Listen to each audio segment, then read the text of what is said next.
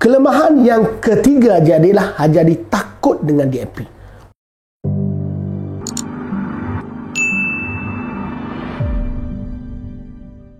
Assalamualaikum warahmatullahi wabarakatuh. Terima kasih kerana menonton video ini. Jadi hari ini yang nak nyatakan 5 kelebihan dan 5 kelemahan Tok Guru Hajadi. Satu kelebihan Hajadi ataupun kebolehan Hajadi yang memang kita tak boleh nak nafikan adalah ilmunya.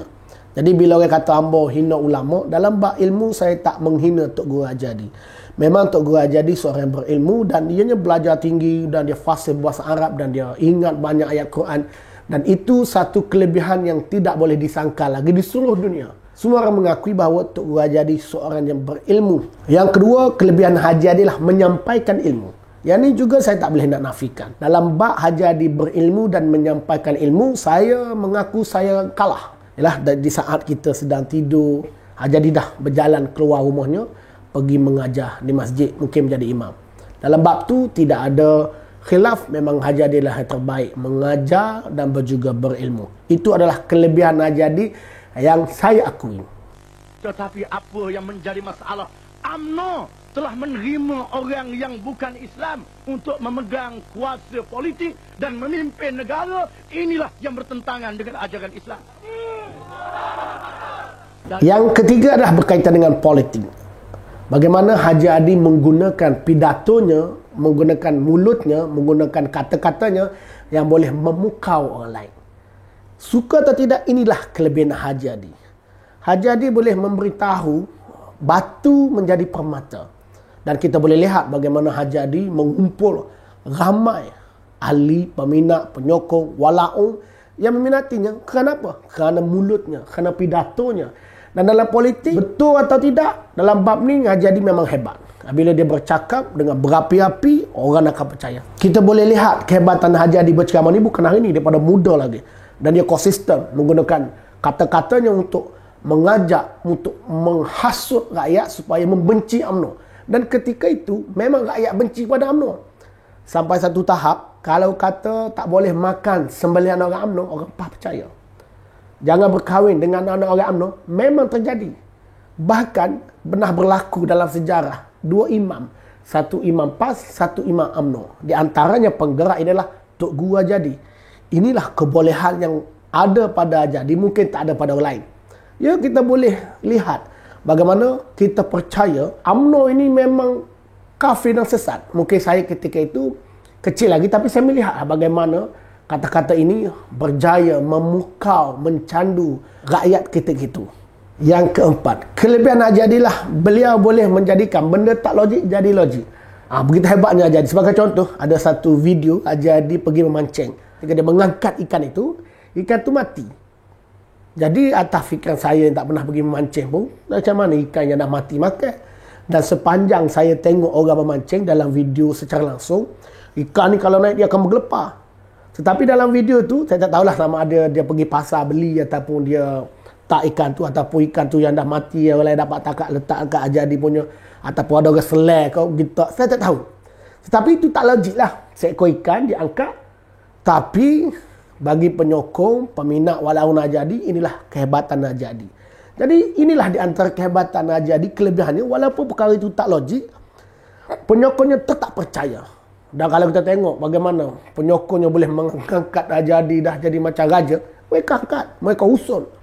Itu kelebihan yang saya kira tak ada dalam parti lain. Bahkan dalam mereka parti kerajaan yang pernah ada Tun Dr. Mahathir, Najib, Pak Allah, hari ini Tan Sri Muhyiddin Yassin, takkan mampu dapat seperti Hajadi. Yang kalau kita kira lihat hari ini, logik hari ini, Hajadi sebagai presiden PAS, sepatutnya kalau presiden mungkinlah ahlinya akan minta timbalan Perdana Menteri kerana kosong.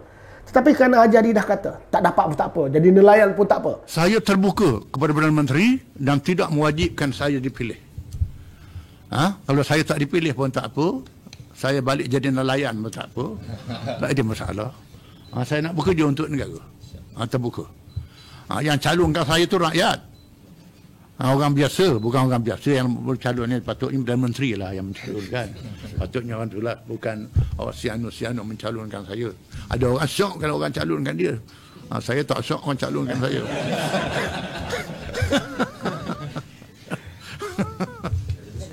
Lalu Hajadi pun dapatlah jawatan sebagai duta khas. Bukan menteri, duta khas. Tetapi kerana Hajadi tak berbunyi, kerana Hajadi dilihat sudah puas, sudah rasa okey dengan jawatan tersebut, maka ahlinya tak ada masalah. Asalkan Hajadi okeylah. Setahap tu.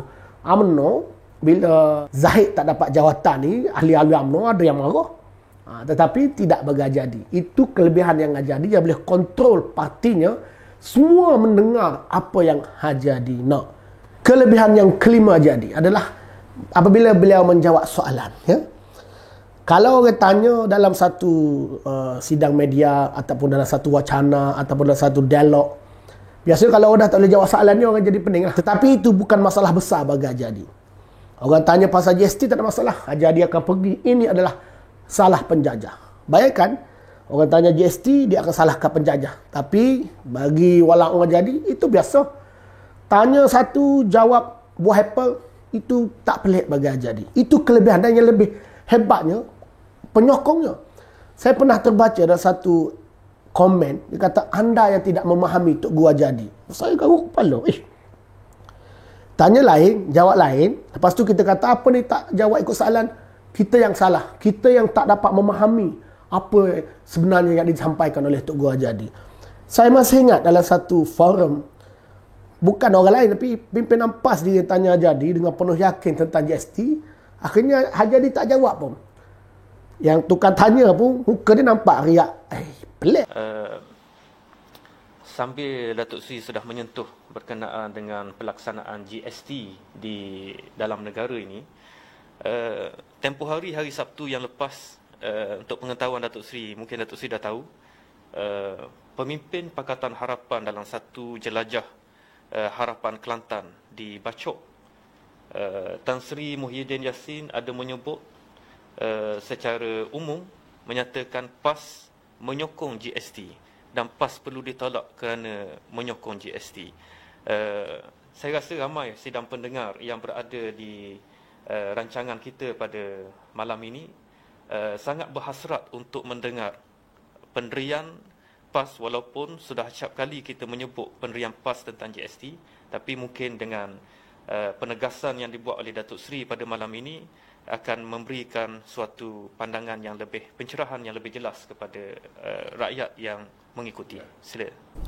Masalah ekonomi yang dihadapi oleh negara, sama ada kerajaan atau rakyat, adalah peninggalan daripada pemimpin-pemimpin yang duduk dalam Pakatan Harapan hari ini, yang memerintah negara sejak tahun 80-an. Mereka lah yang mewujudkan masalah. Bahkan kepada saya, UMNO yang memikul masalah ni, masalah dibuat oleh mereka ni dulu. Dan sebab itu, PAS memperkenalkan konsep ta'awun. Bertolong-menolong dan perkara baik, dan tak tolong-menolong dan perkara kemungkaran. PAS mengemukakan penyelesaian kepada kerajaan, bukan kita tamak kuasa, bukan kita terbuka sekiranya kerajaan menerima pandangan-pandangan kita. Kalau kita jadi kerajaan, kita boleh praktikkan. Kalau kita tak jadi kerajaan, kita menjadi penasihat pada kerajaan supaya membuat pembetulan daripada kesilapan-kesilapan yang dilakukan oleh pemimpin yang ada dalam Pakatan Harapan pada hari ini.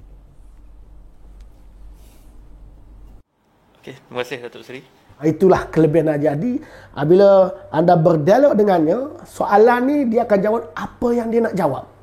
Tetapi kalau kita buat program itu dengan orang lain, ahli-ahlinya akan hilang kepercayaan. Apa ni pimpinan kita tanya lain jawab lain. Tetapi tidak bagi Hajadi. Kalau dia orang tanya dia jawab lain, penyokong dia ni bukan Hajadi ni, penyokong dia kata apa? Penyokong dia kata kita yang tak faham Hajadi. Jadi itulah kelebihan Hajadi. Dan hari ini sebagai manusia, Hajadi akan ada kelemahan. Kelemahan apakah yang ada pada Hajadi? Kelemahan ini adalah kelemahan manusia saja, kelemahan politik. Dalam bab ilmunya, dalam bab waraknya saya tidak akan sentuh. Itu saya hormat Tok Guru Hajadi. Yang kelima, kelemahan Hajadi adalah pernah berkawan dengan DAP. Jadi hari ini dia cakap begini DAP, tetapi dulu dia di antara kawan, dia di antara pimpinan yang memang dengan DAP, orang UMNO sampai marah. Orang UMNO satu ketika dulu marah, kata Hajadi sanggup buat apa saja demi DAP. Itulah sejarahnya yang tidak boleh dipadamkan. Kelemahan Hajadi yang tidak boleh dipadamkan oleh sejarah adalah Haji Hadi pernah berkawan dengan DAP, pernah berpeluk dengan Lim Kit Siang. Kelemahan yang keempat Haji Hadi adalah bergaduh dengan DAP. Setelah berkawan dengan DAP, macam-macam lah puji DAP lebih baik daripada UMNO, rela begitu begini DAP, akhirnya bergaduh dengan DAP. Itu satu sejarah di mana orang melihat Haji Hadi ni tak setia kawan. Ya atau tidak, kerana ketika berkawan Haji Hadi memuji DAP tinggi melangit. Nah, hari ini bergaduh. Itu juga sejarah, fakta dan data yang tidak boleh dilupuskan. Inilah kenyataan. Haji Hadi pernah berkawan dan Haji Hadi pernah bergaduh dengan DAP. Dan hari ini Haji Hadi bergaduh dengan DAP, maka inilah kelemahan yang keempat Haji Hadi. Kelemahan yang ketiga Haji Hadi adalah Haji Hadi takut dengan DAP. Nah, bagaimana takutnya Haji Hadi dengan DAP? Haji Hadi tak pernah takut pendengar lain, tetapi dalam bab apa-apa Haji Hadi akan takut dengan DAP. Apa pun yang berlaku dalam negara ini, bagi Haji Hadi, DAP lah yang salah. Mungkin kalau Haji Hadi naik kereta, ada lubang kan, dia berkata, ini DAP punya salah. Mungkinlah. Jadi kalau kita dengar siri ceramah Haji Hadi, yang menjadi ketakutan kepada Haji Hadi, saya lihat, ini adalah pandangan saya, Haji Hadi ataupun penyokong PAS boleh komen di bawah kalau tak betul, kita boleh lihat bagaimana ketakutan Haji Hadi kepada DAP. Apa saja yang berlaku, sebagai contoh nak melakukan RUU 355 ke, nak melakukan hudud ke, mesti dia cakap, tak boleh, DAP tak bagi. Ataupun dia akan cakap, DAP akan halang, kita akan kenal siapa lawan, siapa kawan, DAP dah melampau, MCA tak macam DAP. Mesti DAP. Jadi kelemahan yang ketiga dah Haji Hadi takut dengan DAP. Kita sedang menyaksikan bagaimana satu parti DAP dalam PH menunjukkan sikap melampau dalam pemerintahan negara. Sampai sekarang duduk berbalah kerana DAP ini, pasal tulisan Jawi, kedudukan Islam dan lain-lain, di mana mereka tak berani kacau orang Islam masa UMNO memimpin dulu. Sekarang mereka berani kacau. Siapa DAP ini? DAP ini ialah dilahirkan oleh PAP, People Action Party, Democratic Action Party. Parti yang memerintah Singapura. Didominasi oleh kaum yang fanatik Cina. Kita tak mahu orang Cina, tapi fanatik Cina. Bila mereka kuasa, mereka kaya, mereka tak peduli Bumi Putera.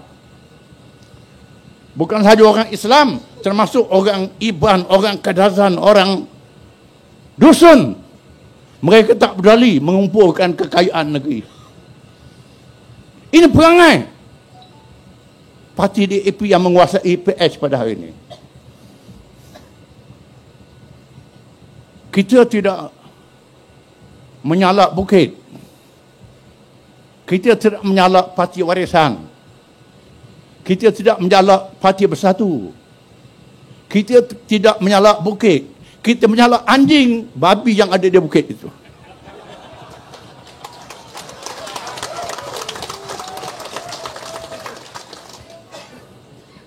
Kita mahu lawan kedudukan DAP. Sehingga hari ini tak berpisah lagi DAP dalam pemerintahan negara. Kita masih sedar bagaimana adab orang Islam dengan orang bukan Islam. Kelemahan yang keempat Tok Guru Haji Hadi lah, Tok Guru tak mampu nak berlawan dengan DAP. Yalah, kalau kita tengok hari ni, Tok Guru Haji Hadi ni dengan DAP dia cakap macam-macam. DAP ni kalau kita kira dah jadi macam parti jahat, lebih jahat daripada Israel, lebih jahat daripada Zionis, lebih jahat daripada Yahudi. Tok Haji Hadi sebut. Tetapi Haji Hadi tak mampu nak berlawan. Dah jadi duta khas kepada Perdana Menteri, dah ada kuasa, banyak menteri undang-undang oleh dalam PAS. Tapi Haji Hadi tak mampu nak mengalahkan DAP, mengharamkan DAP ke apa, tak mampu. Itulah kelemahan yang paling besar Haji Hadi apabila beliau cakap DAP jahat. DAP ini membahayakan negara, komunis dan chauvinis, macam-macam lagi. Tetapi Haji Hadi tak mampu nak mengalahkan DAP, nak mengharamkan DAP ke. Itu kelemahan Haji Hadi yang sangat besar. Kelemahan yang pertama Tok Guru Haji Hadi adalah ahli DAP, ahli Cina benci kepada Haji Hadi. Ini boleh dilihat ketika beliau sakit. Saya tak setuju dengan cara ni, tapi inilah sains dan datanya adalah ketika Tok Guru Haji Hadi dimasukkan ke dalam AJN, dan saya mendoakan semoga Tok Guru Haji Hadi terus sihat. Tetapi kita lihat bagaimana penyokong-penyokong DAP ataupun orang Cina, orang bukan Islam, tak suka kepada Hajadi. Jadi dia cakap DAP ni jahat, parti bukan Melayu yang jahat. Kita boleh lihat bagaimana orang bukan Melayu, bukan Islam dalam negara ni tak suka kepada Hajadi. Itulah kelemahan besar Hajadi. Secara data dan sainsnya, DAP bertanding pilihan raya, dia menang. Jadi mungkin itulah gambaran rakyat Malaysia, bukan Melayu, bukan Islam, akan beri sokongan kepada DAP. Tetapi Hajadi, dia berkawan dengan MCA, berkawan dengan gerakan yang ditolak oleh rakyat. Dan kita boleh lihat bagaimana kesiannya pada Hajadi. Sudahlah, beliau tak mampu nak lawan DAP. Beliau pula ditolak oleh orang bukan Melayu dan bukan Islam di dalam Malaysia. Tak mampu nak haramkan DAP. Beliau pula dibenci oleh rakyat Malaysia yang bukan Islam dan juga bukan Melayu. Dan yang lebih sedih lagi, walaupun PAS dan Hajadi ni cakap DAP jahat, cakap DAP begitu, begini, dalam pilihan raya tak ada satu kursi pun yang PAS berlawan dengan DAP. Jadi apa yang boleh saya katakan di sini, inilah kelemahan Hajadi. 5 ni semua berkait dengan DAP. DAP. Tetapi itulah realiti. Kalau anda tak percaya, anda dengar ceramah Hajadi, termasuk dengan kuncu-kuncunya. Kalau ceramah ni memang DAP je. Kalau nak buat RUU 355, DAP halang. Nah, sekarang dah jadi kajian, kita tak tahu adakah DAP masih menghalang atau tidak. Tetapi tak dibuat. Dan yang lebih tu lah, seperti mana saya sebut tadi, DAP ni parti yang sangat celaka, dah sama macam dengan parti yang ada di Israel. Tetapi alangkah sedihnya, walaupun dah jadi kerajaan, walaupun ada menteri di Jabatan Perdana Menteri, yakni Menteri Undang-Undang, tak boleh juga nak haramkan DAP. Tak tahulah kenapa. Mungkinkah yang mereka kata tu tak benar? Mungkinkah kata-kata mereka pada DAP itu sekadar kata-kata politik? 5 kelebihan, 5 kelemahan Tok Guru Hajadi. Terima kasih. Ini adalah pandangan saya. Kalau anda rasa tak betul, boleh komen kat bawah. Ini pandangan saya, apa yang saya lihat Tok Guru Hajadi. Kita doakan semoga Tok Guru Hajadi terus sihat. Hajadi sebenarnya seorang ustaz, seorang ulama dan juga seorang politikus yang sangat licik. Saya menghormati Hajadi sebagai ahli politik. Bagi saya, Tok Guru Hajadi memang ahli politik yang sangat licik. Terima kasih. Komen kan, saya nak baca komen-komen anda dan share video ni. Assalamualaikum.